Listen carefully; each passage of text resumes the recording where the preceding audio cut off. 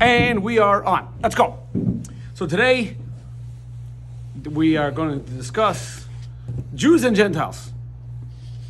What are Gentiles? Oh, listen, we one class a year. We got to give them some credit. I feel like I'm out of the picture. Am I in the picture? Oh, yeah. Yeah. Okay. You're out of the picture. No. Yeah. You're perfectly. Well, let's put it this way. This much of you is most of the picture. Well, This much is the top third. Well, this much from here is too much of me, right? Okay. So the idea the idea of the class is that Jewish people, we are connected. Not we are connected as in you take, like this table is made up of a composite of plastic, metal pieces and screwed together, whatever it is. It's not that we're composite connected. We are connected because we are one. And this is an irrevocable, unbreakable bond. And as there are many stories we can tell, but we'll share a few throughout the class. Wherever a Jew goes and he meets another Jew, automatically it's family. But before we get to the nice fluffy stuff, we'll begin the class on page 79, quoting a very famous poem or essay written by Mark Twain, whose real name was Samuel Leghorn Clement. There you go. Yes. And he wrote, I think it was 1878. He wrote this poem. Mark Twain, by the way, was one of the few Gentiles to tour through Israel. You know that? Mark Twain traveled the world, and he went to the Far East. I mean, this is the late 1800s, and he traveled quite a bit. And he went to Israel, and he writes in his notes, I don't see what the big deal is. There's no one around. It's one big swamp. You can go for miles and miles without seeing a soul. Everyone goes crazy for the Holy Land. I don't see it. Because you're a Gentile. So let's begin on page 79, reading Mark Twain's poem. If the statistics are right, Jews constitute but 1/4 of 1% of the human race. It suggests a nebulous puff of stardust lost in the blaze of the Milky Way. Properly, the Jew ought hardly to be heard of, but he is heard of, has always been heard of. He is as prominent on the planet as any other people, and his importance is extravagantly out of proportion to the smallness of his bulk. And there's more to it, but we're going to skip ahead to the more famous paragraphs. The Egyptians, the Babylonians, and the Persians rose, filled the planet with sound and splendor, then faded to dream stuff and passed away. The Greeks and Romans followed and made a vast noise, and they were gone. Other people have sprung up and held their torch light high for a time, but are burned out, and they sit in the twilight now, or have vanished. The Jews saw them all, beat them all. All things are mortal but the Jew. All other forces pass, but he remains. What is the secret to his immortality? Nope. How do you answer the question? What's the secret? Gefilte fish. Gefilte fish.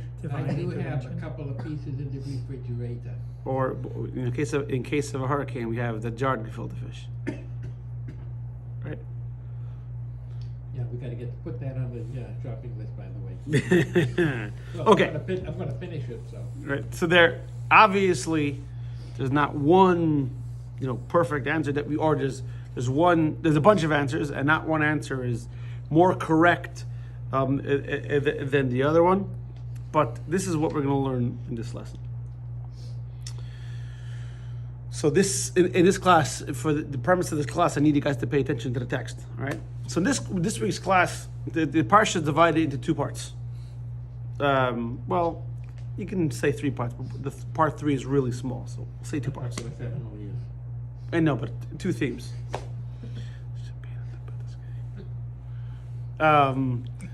You invited him. Yeah, I know.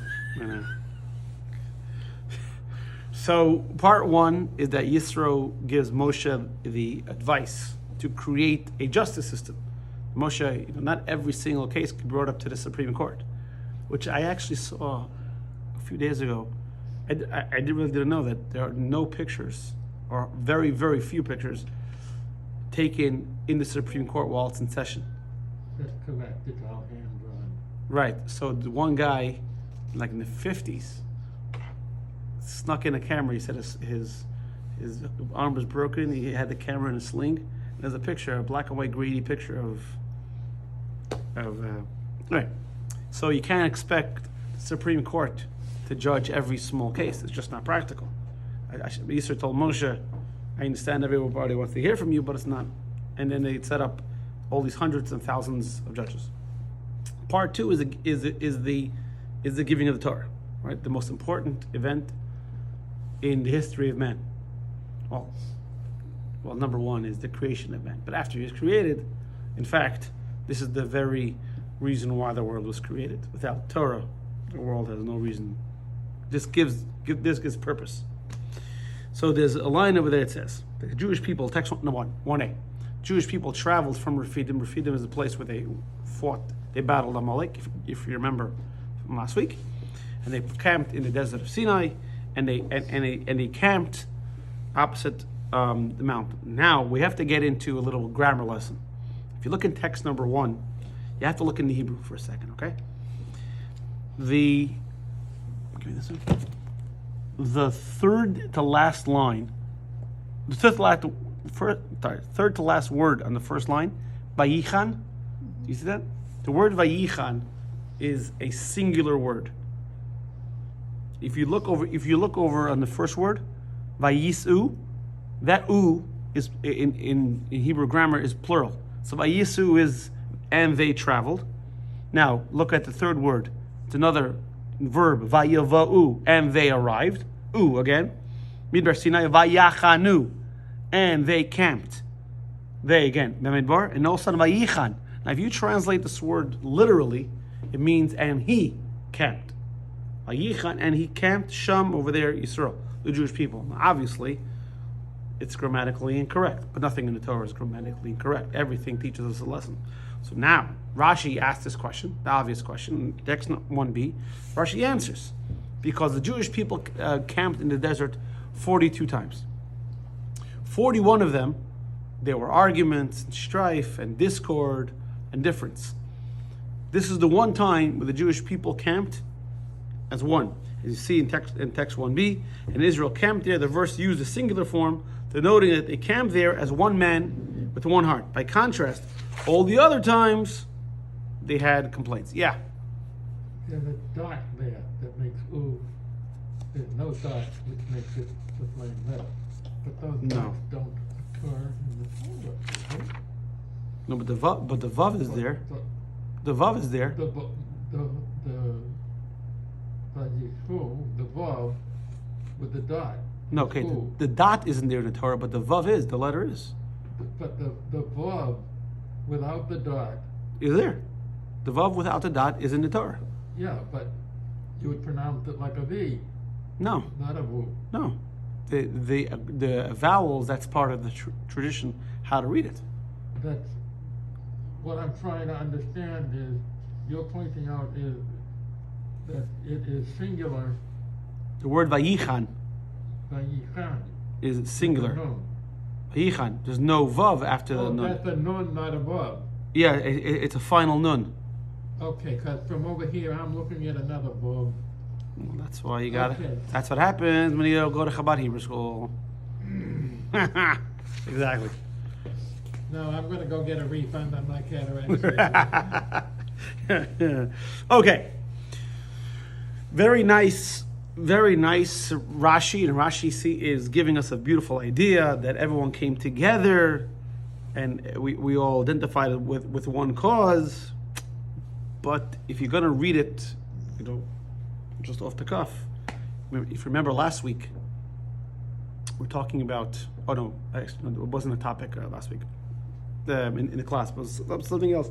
About 2.5, 3 million people came out of Egypt. Around. Right? Because you have 600,000 men between the ages of 20 and 60. The Jewish people were counted right after this. 600,000 men between 20 and 60. It's reasonable to assume that everyone had at least one wife. Right? At least. Let's say one wife. 1.2. But no. The truth is, the Torah does frown upon polygamy. Okay. But let's say one wife. Okay. Then you have the people. Then you have the people that are older than 60, and you have the kids younger than 20.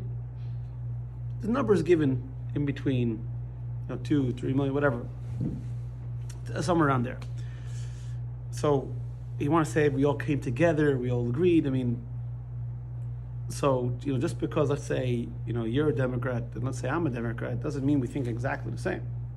To say that everybody was exactly one, I mean, no one had a difference of opinion. Everybody was one. No, but you can't agree opinion. That's what You have 2 Jews, right? 2 Jews, 3 opinions. Yeah, of course.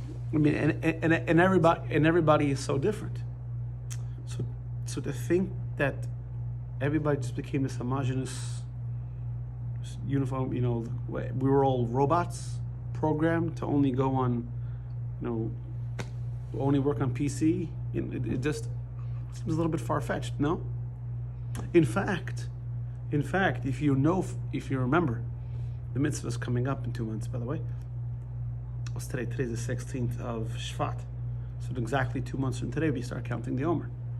Mm. So the Omer is you count the days from Pesach to Shavuos. It's more than just counting, but it is. It's days of self-improvement, and everybody has to work on themselves. If I go to you, Michael J, you really have to stop smoking. I don't smoke. Okay, I'll quit today. Right. But so let's say I have a problem with smoking. To go to you and say, work on that, it doesn't make any sense. You have your thing that you work on. We all have all the Jews had their thing they prepared for. So you're saying they all came to the exact same point.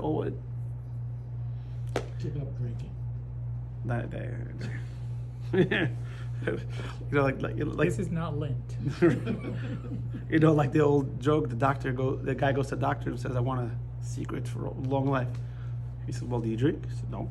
Do you smoke? No. Do you eat a lot of red meat? No. Do you do drugs? No. Do you run around with women? No. So what do you want to go on for? What's the point of life? So, it's not only that, it's more that, so for example, it's not just, okay, we're all going to meet tomorrow at a restaurant, and we're all going to have salad, the menu's going to be salad, sushi and a milkshake, right? We're all going to have the same thing. So we're all enjoying it differently, we're all enjoying the same thing. That's not what Rashi's saying here. Rashi's saying we're all one. And the question becomes stronger when the Torah itself, in various places, talks about the beauty of how everyone's different, how everyone serves Hashem in their own way, how we're purposely created different. If you look at this text 2a and text 2b, text 2a, the Gemara in Bracha says that if somebody sees thousands upon thousands of Jews, he should say a bracha. Says it's a baruch hacham harazim. So people say you have to say 1,000, 600,000. Why? Because everyone thinks different. Everyone has their own opinion, and we're not playing that down. We're playing that up. We're saying, wow, Hashem, He knows each person. Although everyone's different, Hashem can identify, and Hashem knows in each one.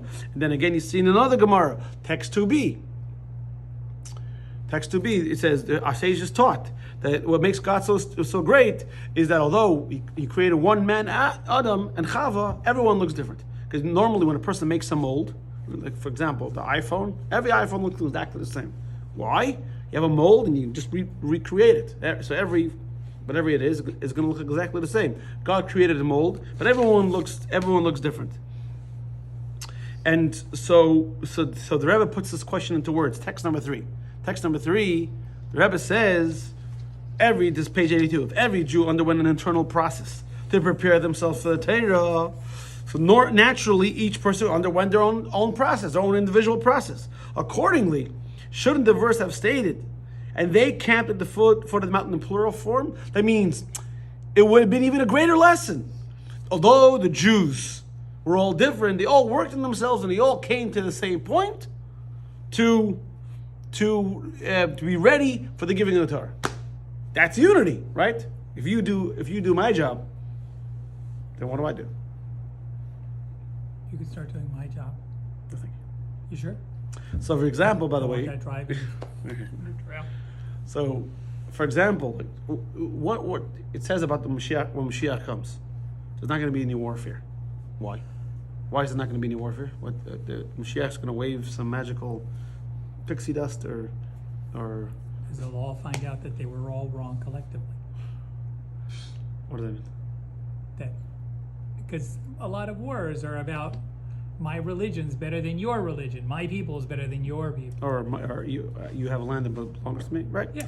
But basically, all war, all fighting, all argument is about perception, mistaken perception. Right? You have something that I think belongs to me, or I feel that, or all violence. Forget about it.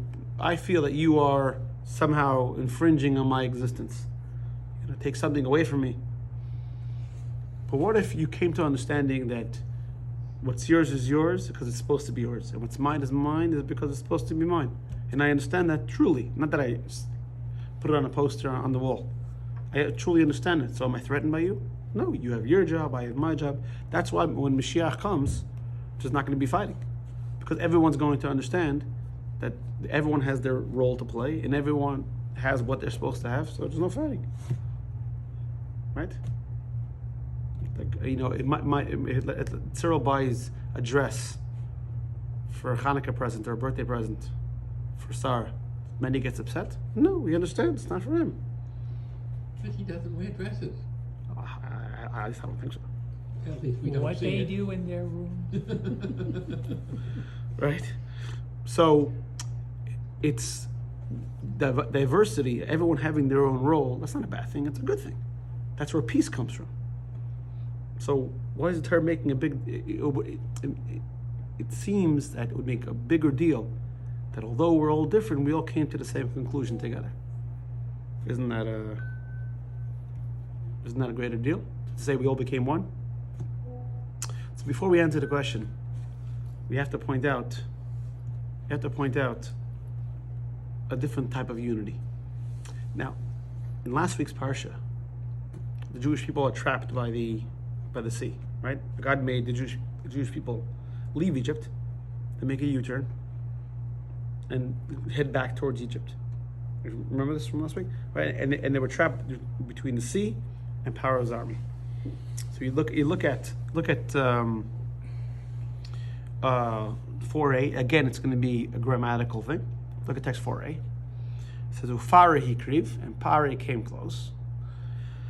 Vayisu b'nei Yisrael say Nahum, and the Jewish people lifted their eyes. V'hinei behold, v'hinei Mitzrayim noiseya acharem, and Egypt was advancing after them. Now the word noiseya, what's it missing? Well, based on the last grammatical lesson I just gave you. Ooh. It should be nasu. They were traveling. Should be an u there. I mean the vowels would change a little bit. It wouldn't be neisei au. It would be nasu. Whatever.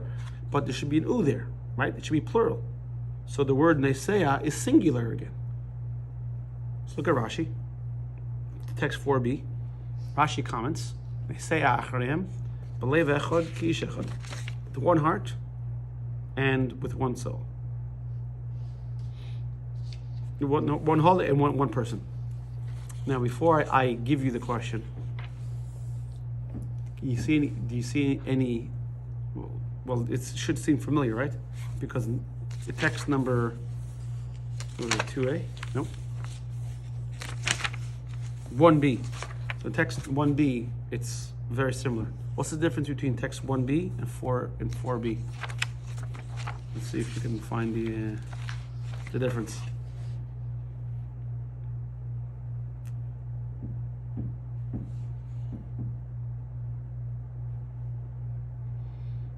B and 4b. You have to flip back. No, you're looking at text 6, sweetie pie. Too long of a day at work, Michael J. Just forgetting your numbers. Yeah. So it says Some They- Yisrael, they- B'nai Yisrael. they encamped. Nope. No. I'll give you focus on the expression of unity. Expression of unity. Or B, 4b and 1b. 1B. In 1b, if you look closely, it says, denoting that they came there as one man with one heart. Right? One man, one heart. Turn to 4b. Teaches us that the Egyptians chased the Jews with one heart, one person. It seems like it's the same thing. Why is Rashi changing? You see the change? In text 4 1b it says, well, like one man with one heart. The Egyptians, it's one heart, one person. Why the difference? Now, Rashi, you have to realize, Rashi, the greatest commentator on Torah and a spiritual man, wrote everything in the Torah exact. In fact, in the Talmudic, in the Talmud, we don't have, parts of the Talmud doesn't have Rashi explanation. Why? Not because he didn't finish it. Because he finished it once, wasn't good enough. Finished it twice, wasn't good enough. It started a third time. It's so concise and so perfect that everything Rashi does is exactly the way it has to be. And Frenchman, that's pretty good. all right. He didn't have the French work ethic, he had the German work ethic. Right? So when Rashi switches it around, it's to teach us a lesson. In fact,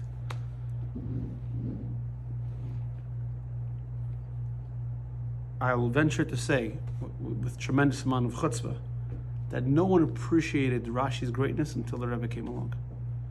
The Rebbe, for a period of 10 years, a little more than 10 years, every Shabbos, would take a Rashi and dissect it, tear it apart, and what you thought you knew, you didn't know.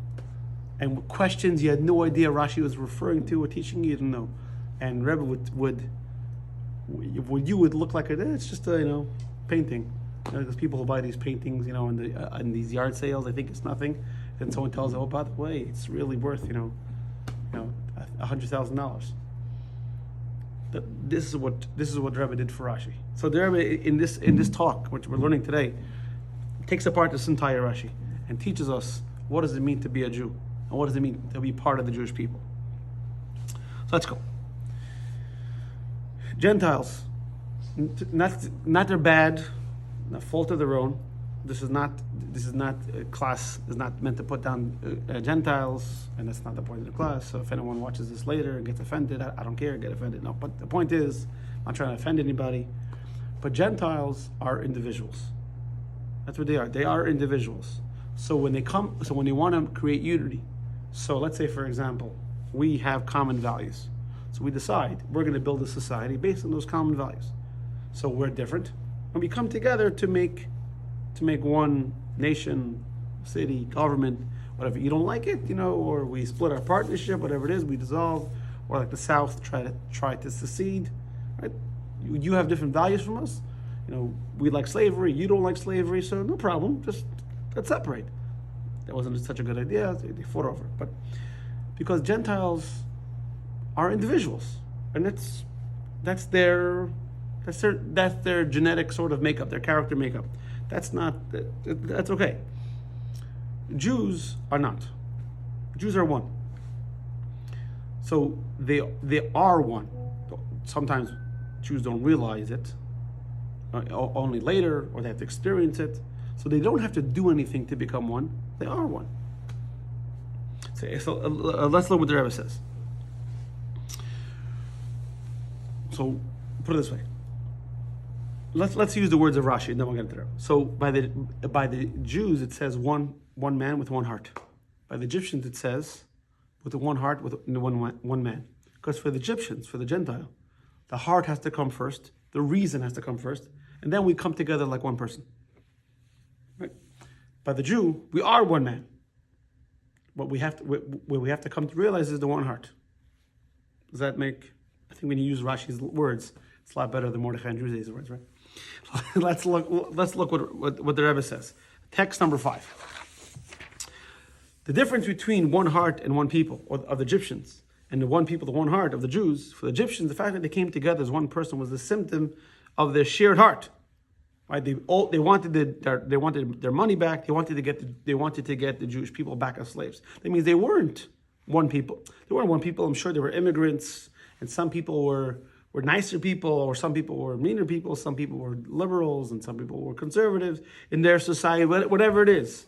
But they decided to come together for this common goal. By contrast, in our parsha, when speaking about the Jewish people, the unity as like one person is the respect. So they're not one because of. They are one. End of sentence. And this is what Rashi is telling us. The Egyptians naturally exist apart from each other. That's the meaning of individuals. Individuals exist apart from each other. The Jews exist as one unit, and this is what the Rebbe from Poland, Ukraine. It is called Aaron Borenstein or Sokachov. Sokachov is probably a tiny town somewhere in Ukraine. Lived in the biography is there. He says like this, text number 6. With regard to the Egyptians, Rashi writes with one heart and one soul and one person. Whereas in regard to the Jewish people, Rashi phrases it the opposite way, one person with one heart. Why? Because the Jewish people are one people at the source. The only thing missing is for them to realize it. By contrast, the nations of the world are inherently fragmented, and it's only the mutual goal or desire to achieve that goal that brings them together as one. It's not bad. That's just the state of something. I was talking to somebody the other day, about adopting. I was saying that I admire these people that adopt kids, because for me, your own kids, you love them because they're your kids. You can't not. They're flesh and blood. But to love someone else's kids, I think that takes a tremendous amount of kindness. And I said, I don't know if I'm capable of doing that. Because you're automatically going to see that person as automatically, and I'm afraid, as the other. And it's normal. It's not bad. I think it takes a tremendous person to adopt a kid. So the fact that the Gentiles are individuals, that's not bad. That's the norm. The Jewish people are the abnormal. The fact that they're one. So let's look at it. Let's look at it from. Let's take a physics class. So there's something called theoretical physics. What do theoretical physicists do?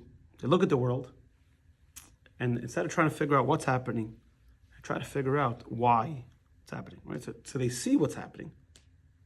What is easily observable. The question is why. So let's say, for example, gravity. Right? Everybody, even before Mr. Isaac Newton, everybody knew that if you throw something out, it comes down. His whole thing was he figured out why it happened and the mathematics attached to it. Once we figured out why, then we can figure it out. So the problem is, and we have various different. So you have quantum mechanics and you have theoretical physics. The problem is, science is always trying to get back to one, but they can't get back to one because the world is a fragmented place. That's the normal state of the world. Like I said, the Jewish people are we're the abnormal ones. Going back to Mark Twain's poem, the fact that Jewish people are here. I think it was Nachmanides who said this, or maybe it might be in Kuzari. I forgot which rabbi said this. The biggest proof that God exists is the Jewish people. Because statistically, normally we shouldn't be here. Yep. The fact that we're here is the proof that God exists. We're a statistical abnormality. So scientists, they're trying to get to the one answer that binds everything together. So I heard a great line once about philosophy. It said philosophy is like a blanket that's too short. There's always going to be something sticking out. You can cut them off Exactly. and sew it on the other end. Exactly. There you go. Right? So you try to find the one answer to why you blame it on your mother, you blame it on your teacher, whatever it is, right? You have all these problems. There's not going to be one answer. Same thing as in science. Science wants to try to find the one answer. If you see text number 7, this is, I can send you the link to the article. Albert Einstein on a walk with a student, Esther, I can't remember her last name. Solomon, that's what it says there? S-A-L. Okay, yeah, there you go. Solomon, yeah, there you go. And he said, I want to know how God created the world. I'm not interested in all the other stuff. I want to know the one thing that explains how God created. So in today's modern, in the past 100 years, I guess, it's called TOE, theory of everything. Science is not, because the problem is you have one theory in science. Let's say, for example, quantum mechanics, right? And it explains a lot of things. Doesn't explain everything. Then you have another theory that explains a lot of things. The problem is these two theories, they don't get along. Many times they collide. So science is trying to get to the one thing that's going to answer everything. And continue to text number 8. It's the biggest of problems. It's the smallest of problems. At present, physics has 2 separate rule books explaining how nature works. There is a general relativity, which beautifully accounts for gravity and all the things that dominate. Orbiting planets, colliding galaxies, dynamics of expanding universe as a whole. That's big. Then there's quantum mechanics, which handles the other 3 forces, electromagnetism and other 2 nuclear forces. Quantum theory is extremely adept at describing what happens when the uranium atom decays, or when individual particles of light hit a solar cell. That's small. I don't even understand what I said. That's small. Now for the problem. Relativity and quantum mechanics are fundamentally different theories that have different formulations. It is not just a matter of scientific terminology. It is a clash of genuinely incompatible descriptions of reality. The conflict between the 2 halves of physics have been brewing for more than a century, sparked by a pair of 1905 papers by Einstein. So everybody wants to get to the truth. And we all want an answer that's going to answer all the questions. Unified field theory. Or it's not just in science, it's in everything. So if there's a rhyme and reason why the world works the way it does, so why did this bad thing happen to this good person? It's got to be a reason. If there's no rhyme and reason, if there's no one theme running through everything, then what do you mean? It's just statistics that it's going to happen, right? I mean, look what unfortunately is going on in Turkey and Syria, right? I mean, if the Rebbe once said, it's because people believe in God that they question. Otherwise, why are you getting upset? Yeah. Every once in a while, I read, by the way, yesterday. There's an earthquake that happens in New York, like I think it's a 2.5 earthquake, like happened in March of 2020, 2021, happened again now. No one felt it. It's very, very small. But it's an earthquake in New York. I was in Jersey. I'm trying to remember what year that was. 6-7 years ago, when there was an earthquake. So Turkey, Syria sit on fault lines. It's going to happen. It's just Israel sitting on the edge of the Dead Sea, which is the Great Rift I mean, Valley. you go to Tzfat. Yeah. There's a very bad earthquake, I think, in the 1500s. All the graves over there, that mountain there. I always joke with my friends. When Mashiach comes, there's gonna be a revival of the dead. People can get up. That's my hand. That's my foot. You know what I'm saying? because mudslides and earthquakes, that whole gravesite, it's all mixed up. So what do you? It's okay. It'll all work out. Yeah, exactly. Don't worry. I'm not taking care of it. Not my department. I'm not worried about it. That's part of the unified field theory. Exactly. This big field, everything got disunified. Exactly. No, but if you don't believe in the one unifying theory, as use Larry's words, so then what are you getting upset for? Earthquakes happen. People die. The fact that we're bothered by it is because we're looking for the one answer that's going to, we can plug it and it'll make sense. So the thing is, as long as we look through our worldly lens, our worldly view, it's not going to make sense, because the world, by definition, is fragmented. The Alter Rebbe says in Tanya, chapter 33, the physical universe is the lowest of all realms. which is called God's creation in the plural form. For this physical world is full of negative forces that call the public domain and the mountains of division. So that's the way. That's Egypt. That's the way what the world is. So what physics is missing is what Judaism got. So we got the answer for everything, but they don't want to use that answer. So it's like this. I think we've discussed this in the class in the past. Why do we say Shema Yisrael Hashem Lakino Hashem Echad? Why don't we say Shema Yisrael Hashem Lakino Hashem Yachid? Yachid means he's the only one.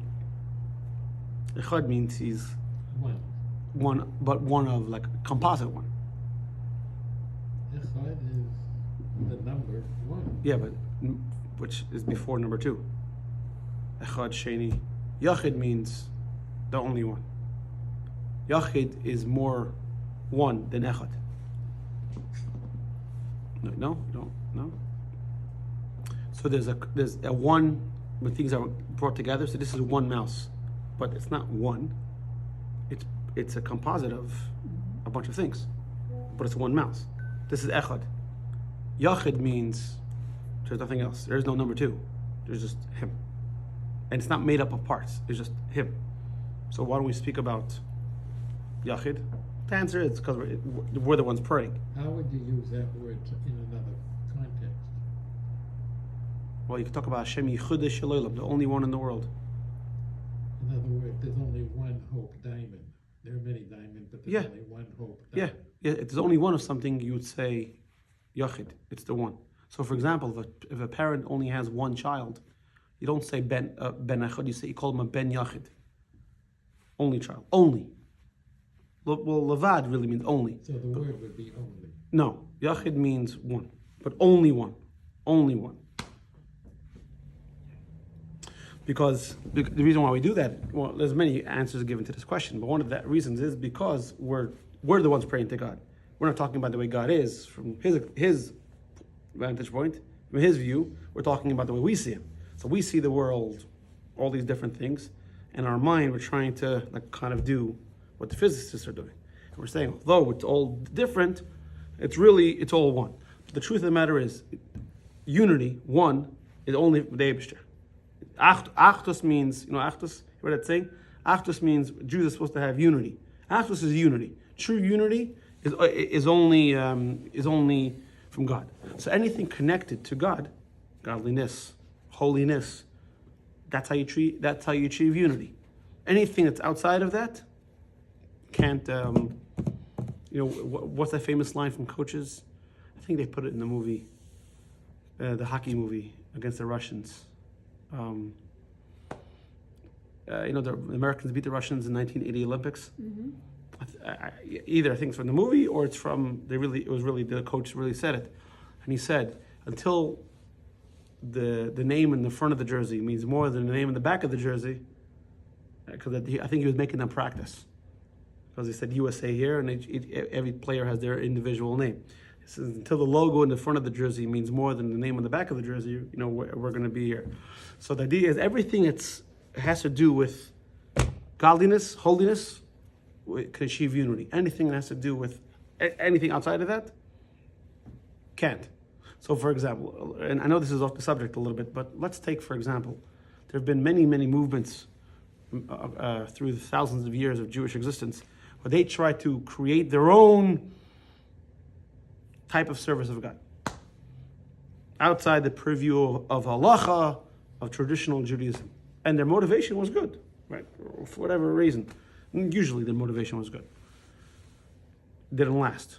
It never does. Why? Because only something that's connected to God, godliness, holiness, can achieve unity, can achieve eternity. Anything that's outside of that can't. It's simple mathematics. Sort of, not really. But it's not mathematics. Doesn't sound simple. Doesn't sound like mathematics, but okay. But it is simple. It is simple because God said, you want to achieve unity. So, for example, the Hebrew word for davening is Yiddish. The Hebrew word for davening is tefillah. Tefillah comes from the Hebrew word tofel, to be connected. Mm. So when you're davening, you're one with God, nothing else. Nothing, and if you daven properly, according to the way Alter Rebbe describes it in Tanya, you prepare yourself properly. Everything else, nothing else that's why aren't you allowed to talk during the Amidah? You're doing the Amidah. You can't talk to anybody. You can't motion to anybody. Well, It's silent prayer. no, but why can't you say hello? Not only because you could look at you could look at it from the negative way. That's disrespectful. You're talking to God, and you shouldn't be talking to anyone else. But you could look at it from the other side, the positive side. There is no one else. No one exists. There's only you and him. Kind of like Ne'ilah at the end of Yom Kippur. There's nothing else. There is no one else. There's you and him. You're totally connected. That's the way it is. And if you tap into that unity, then everything else for the rest of your day flows. That's why it's so important to start off your day with Maidani, because when you tap into holiness, you tap into unity, it keeps you grounded. Right? If you me who I can't draw a straight line, so I'll measure and measure and measure, and all of a sudden I don't understand. Hey, I thought I started off so well, because in the beginning it looks great, but if you start off a little bit off, but if you connect yourself to unity, then the rest of the day flows properly. Anyway, got a little off subject, but so let's go with the Tzemach Tzedek, what the third Chabad Rebbe says. Text number 10. He says, my pages are not behaving. Here goes. Understanding the idea of God's unity and what the Zohar means by this is very deep and the ways to understand it. But first, let's explain the concept of the most basic level in halacha. The Zohar references this basic understanding as does Maimonides, and it goes like this. There's already a mitzvah to believe in God, which includes the belief that God has no form, incorporeal.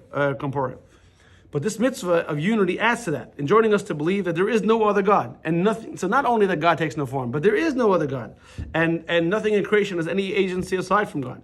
Everything exists and functions as the product of God's will and instruction, which is credited to the fact that God energizes and animates it.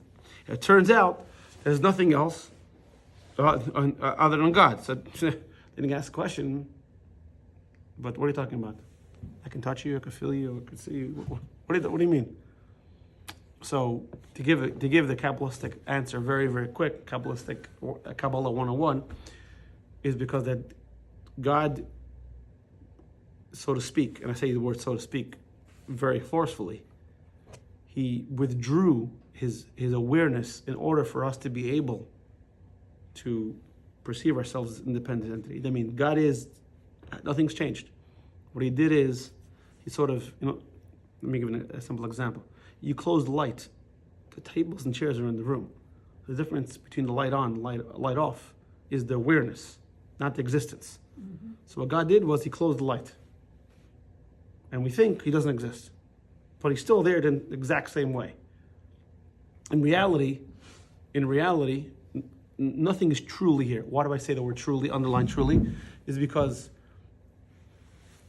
God is let's take a human being, right? A human being is alive.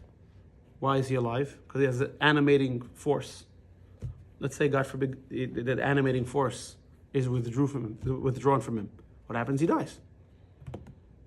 So anything that can come and go like this is not truly alive.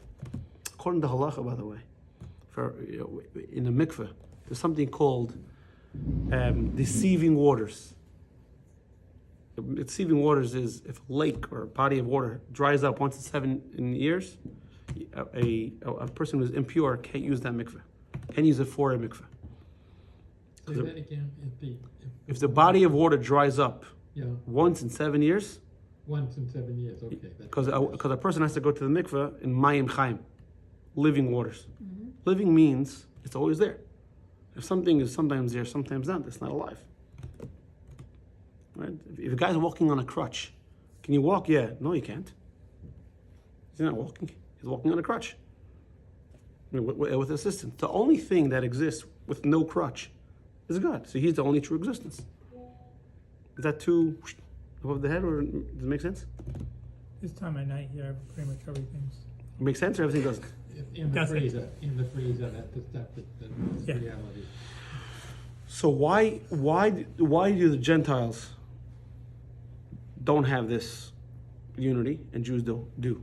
Why? Because the Gentiles exist in the world that God created. This is the world they create, just like every other. Gentiles are a creation, just like everyone else. Now, obviously, the human beings and they're created in the image of God. I'm not saying we treat them, like furniture. That's not what I'm saying. But they exist as creations in this world. The Jewish people have an additional embedded soul, and this soul actually gives us the ability to do the Torah, which is the whole reason why the world was created. So God created the world for a reason. That reason is eternal, and his messengers to fulfill that reason are also part of that eternity. So there's a Bermuda Triangle, a godly triangle of eternity. There's God, the Torah, and the Jewish people, and they're connected to each other. So God is one, eternal. The Torah is one, eternal. The Jewish people are one and eternal, and that's embedded in them. So they don't have to manufacture it; they just have to realize it. So we see, and like Rashi says, you see text number 11. God created the world for the sake of the Torah, which is called the beginning, for the sake of Israel, which is called the first. So now it goes back to the question in the beginning: how could the Jewish people experience this unity? Right? We're all different. So let's look at the Rebbe's answer. Well, this is text 12 and 13 at the end of the class. So Rebbe's going to say like this: the idea of unity in this world is connected with the manifestation of one, to God, who transcends its world. And God's unity manifests its world is credited to two things, in reality that transcend the world. So God turned off the light, and it's our job to turn the light on. Meaning, God's unity is always there. God created an environment where His unity is not perceived. It's our job to make that God's unity perceptible.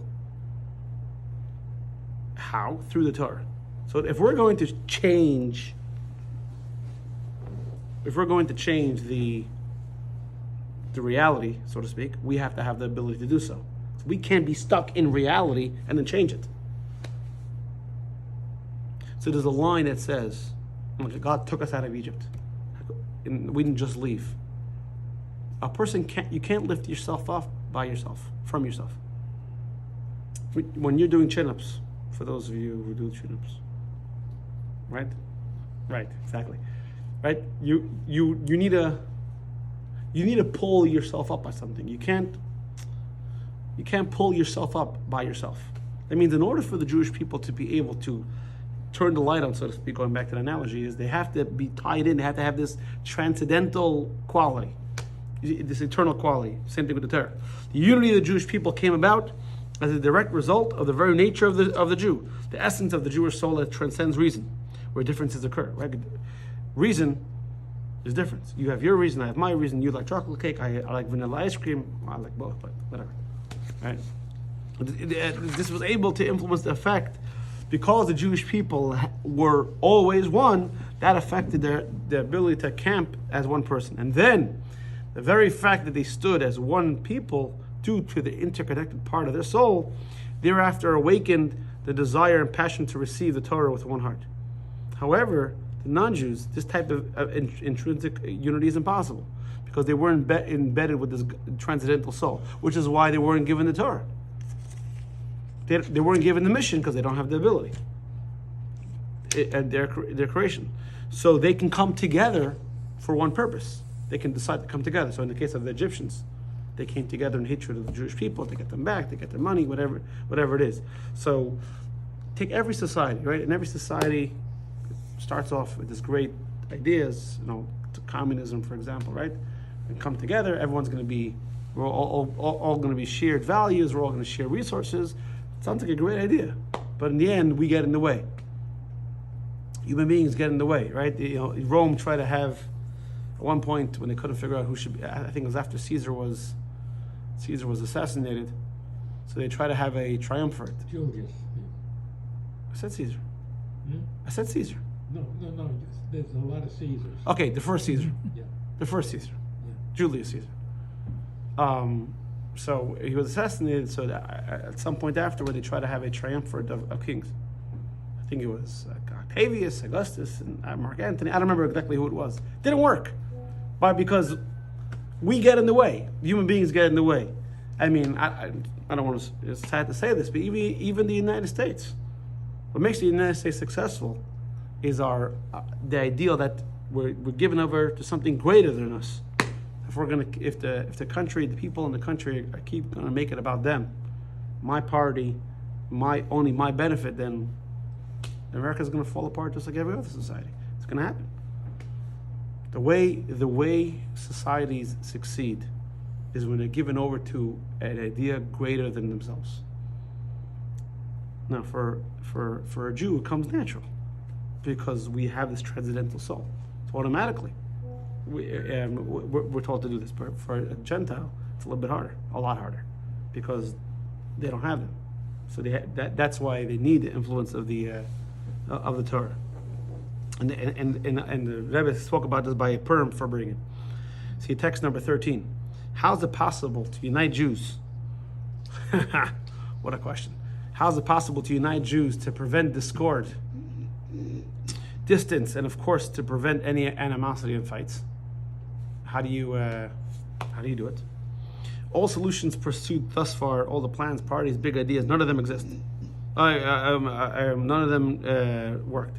The only thing that can unite the Jewish people is when they stand opposite the mountain. This is for the Jewish people. This is for the American people, or any society for that matter. And when you can come together for an idea greater than yourself, and in this case, the Jewish people come together for the Torah. The Torah is the one thing that unites us. And sometimes you can feel it, you cannot feel it. There was a story. Maybe there's a million stories, but I've had my personal story, which I've said, which I'm not going to repeat again because I've said it so many times. But wherever you go in the world, you meet another Jew, and you can be total strangers, but automatically there's a bond. There's a great story. I think I was told the story where this lady, I think in Jerusalem, had her 10th kid.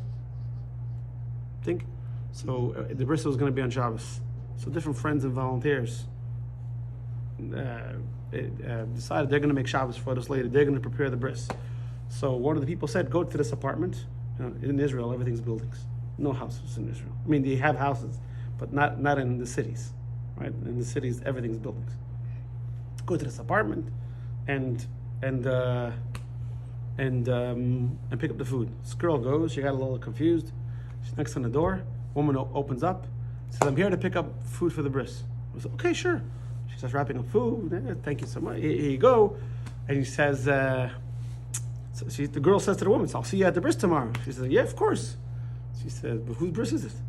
The girl says, "What do you mean? You don't know?" And then she realized she made a mistake. So I take the food. So what are you talking about? What do you mean?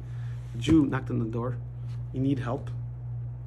You need a bris? I'll give you money for the bris. And actually, she came to the bris. But the idea that intrinsic unity that is felt between one Jew and another. I mean, when you meet another Jew, your family, that's there.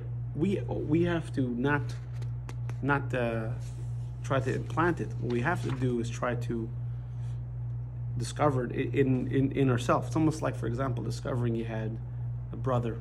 The DNA tests sometimes you have, right, of these people. There was a story not too long ago of a girl. I think she was kidnapped or something as a baby. She was reunited with her parents like 50 years. So crazy. Yeah, after 50 years, yes. Something crazy, and they hugged, and no one had to tell them to love each other because automatically the feeling was there. So how do the Jewish people survive? Jewish people survive is because just like God survived, he's a stupid God didn't survive. He is. Jewish people are. That's it. So as long as we're tied into the unity, then the Jewish people survive. In fact, if you look at Jewish history, the only times that we've suffered is when we've had infighting. Look at the destruction of the Second Temple. Did you know the Jewish people had enough supplies to comfortably outlast a 21-year siege? comfortably. The Talmud said they had enough, comfortable. The Romans could be there and they can wait them out. 21 years. What happened? Do you know this? The Zealots destroyed the supplies because they felt they had to fight. Yeah. And that led to infighting, and no matter where you meet a Jew, California, Melbourne, wherever it is, you meet a Jew, automatically it's felt. And this is especially more potent this year in the year of Hakel. Right? There was a 7-year cycle, and the year after Shemitah was Hakel. All the Jews would come together, and the idea was they would relive the giving of the Torah at Mount Sinai. Every Jew had to be there. The Sukkot after Shemitah, every Jew had to be man, woman, child. Can you imagine what it looked like? All the Jews coming together, and the king would get up and he would read the Torah, and the Kohen Gadol, the high priest, was there with all his garb. I mean, it was a momentous event. So sometimes we forget, and our job is to try to remember and reenact. That's why we have Hakel. So next time you look at a Jew, you don't look at the other. You're looking at a brother. Key points. The Jewish people achieved complete unity as they prepared to receive the Torah, so much so that they were one people with one heart. The Egyptians were also, but they were one heart as they chased the Jewish people at sea. Why? Because the Egyptians come from this world. Our world is inherently fragmented and divided, and true unity and oneness are impossible without God. So the world is separated from God. Jews are connected to God. Indeed, modern scientists have desperately tried to figure out the underlying theory behind everything.